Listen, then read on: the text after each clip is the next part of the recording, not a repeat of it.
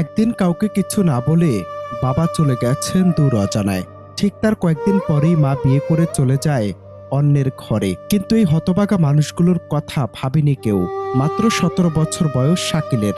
এ বয়সে তার কাঁধে 2 বোনের দায়িত্ব। একবার ভাবুন তো, বাবা চলে গেল আর ফেরেনি, মাও বিয়ে করেছে অন্য কাউকে। কিন্তু আজ তারা কিভাবে বাঁচবে, কিভাবে থাকবে বাবা মায়ের আদর ছাড়া? আমার মা আমাদেরকে ছাড়িয়ে চলে গেছে, আমার বাবাও চলে গেছে।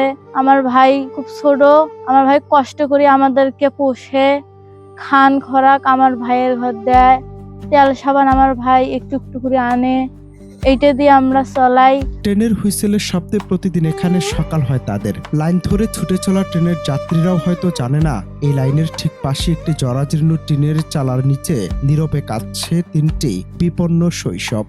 আমি মনে করো আমার 2টা ছোট বোনদের নিয়ে এই ঘরে থাকি, অনেক সমস্যা আমাদের। আমি মনে করো সাইডে কাজ করি, হাজিরা অনেক কম দেয়, এইটুকুতে যা হয় তাই।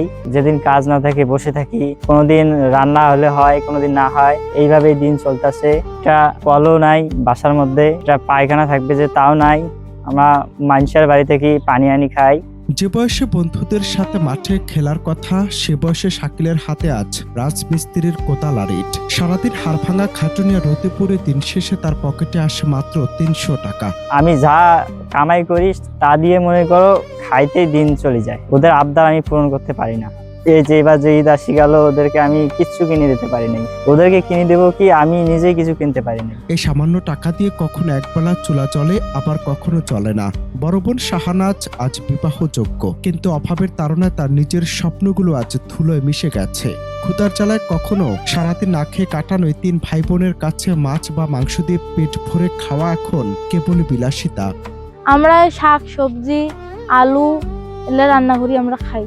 3 বছর থেকে আমরা গোস মাছ আমরা খাই না, শাক সবজি আমরা খাই, ভর্তা ভাত আমরা করি খাই। বোনদের ছোট ছোট আবদার যখন মেটাতে পারেনি কিশোর ভাই, তখন তার নীরব চোখের জল যেন জরাজীর্ণ ঘরের ফুটো চাল দিয়ে পড়া বৃষ্টির চেয়েও বেশি ভারী হয়ে ওঠে। তাদের ঘরে নেই কোনো টিউবওয়েল, নেই ন্যূনতম স্বাস্থ্যসম্মত শৌচাগার। তৃষ্ণা মেটাতে অন্যের পুকুরের অনিরাপদ পানি তাদের একমাত্র ভরসা।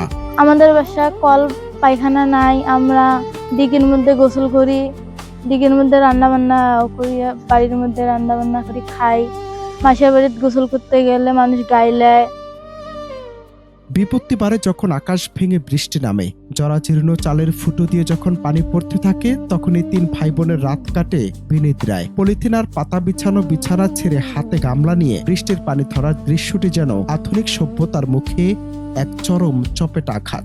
2 জন 2 পাশে গেল, কারো খোঁজ কেউ রাখলো না। বাচ্চা 3টে দুর্গতি আছে, কোনো ইয়া নাই, ভুল ভবিষ্যৎ একটা যে ওদের সেটা নাই। আমাদের এলাকার মেম্বার চেয়ারম্যানও ওদেরকে দেখে না। এই ঘরে চাল নাই, ঘর যে থাকে, ঘর যে বিছনা আছে বিছনা এই কাগজ বিছিয়ে থাকে।